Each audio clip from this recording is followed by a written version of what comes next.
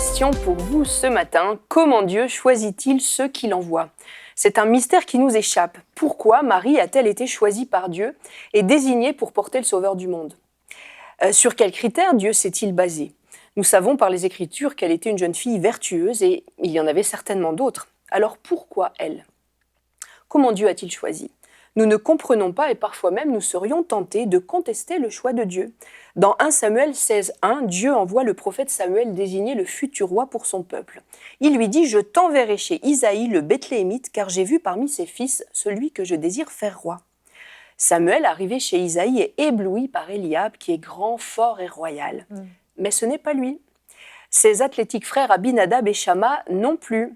Ce n'est pas eux que l'Éternel a choisis. Et Samuel, stupéfait, entend Dieu lui dire « Ne prends point garde à son apparence et à la hauteur de sa taille, car je l'ai rejeté. » L'Éternel ne considère pas ce que l'homme considère, l'homme regarde à ce qui frappe les yeux, mais l'Éternel regarde au cœur. Dieu n'a décidément pas les mêmes critères que les hommes. Et vous savez, nous faisons la même chose avec ceux que Dieu choisit dans notre génération. J'ai souvent entendu une chère sœur pester contre, je cite, « ces épouses de pasteurs qui ne sont pas à leur place dans le ministère. » Alors pourquoi Dieu manquerait-il de clairvoyance à ce point ? Aurait-il dû te consulter, ma sœur, avant de faire son choix ? Et ce que nous avons tendance à faire pour les autres, il faut d'autant plus éviter de le faire pour soi-même. Lorsque le choix de Dieu se pose sur nous, nous avons intérêt à ne pas discuter et remettre en question le choix de notre maître. Regardons ce que dit l'apôtre Paul à ce sujet dans 1 Corinthiens 9,16. Il dit « Si j'annonce l'évangile, ce n'est pas pour moi un sujet de gloire, car la nécessité m'en est imposée.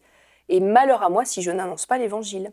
Si je le fais de bon cœur, j'en ai la récompense, mais si je le fais malgré moi, c'est une charge qui m'est confiée. » Quand le regard du maître s'appesantit sur nous et qu'il nous fait approcher, ce serait une grave désobéissance de dire « Oh ben non, finalement, Seigneur, je ne me sens pas d'y aller. » Il faut obéir, on n'a pas vraiment le choix. Paul dit même que la nécessité lui en est imposée. Cela ressemble à ce que Lester Sumrall a vécu après que Dieu lui a lancé un ultimatum. Il a dit « Choisis, la Bible ou le cercueil ». C'est assez violent comme ultimatum. Effectivement. En fait, le choix est assez évident. Je t'ai désigné pour me servir. Et cet ordre est accompagné d'une grande grâce. On la retrouve, même, cette même grâce qui accompagne le choix de Dieu, dans le témoignage poignant de celui qu'on appelle Saint Patrick, qui savait que Dieu l'avait clairement choisi pour l'évangélisation de l'Irlande. Il fallait qu'il aille au bout de sa mission pour la pérennité de l'œuvre. Et si vous avez bien noté, le choix de Dieu nous semble souvent complètement illogique. En 1906, pour prêcher avec puissance et exercer le feu avec un rare zèle, les dons de l'esprit dans le réveil d'Azusa, il n'a pas choisi un homme blanc de plus de 40 ans, de famille riche si possible et très instruit. Il a choisi, à la surprise de tous, la cuisinière de l'école biblique.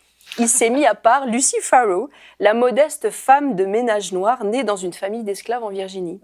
Des hommes pêcheurs l'avaient destinée, comme beaucoup d'autres, injustement, à ramasser du coton toute sa vie dans des champs brûlants de soleil, dans les plantations. Mais Dieu avait un destin beaucoup plus glorieux pour elle. Elle est devenue la première prédicatrice de puissance dans le réveil d'Azusa Street, aux côtés de son ami William J. Seymour, qui était lui aussi un petit-fils d'esclave. Alors la pensée de Dieu est tellement au-dessus de la nôtre, il connaît tout et il voit loin. Il connaît les tenants et les aboutissants de toutes choses.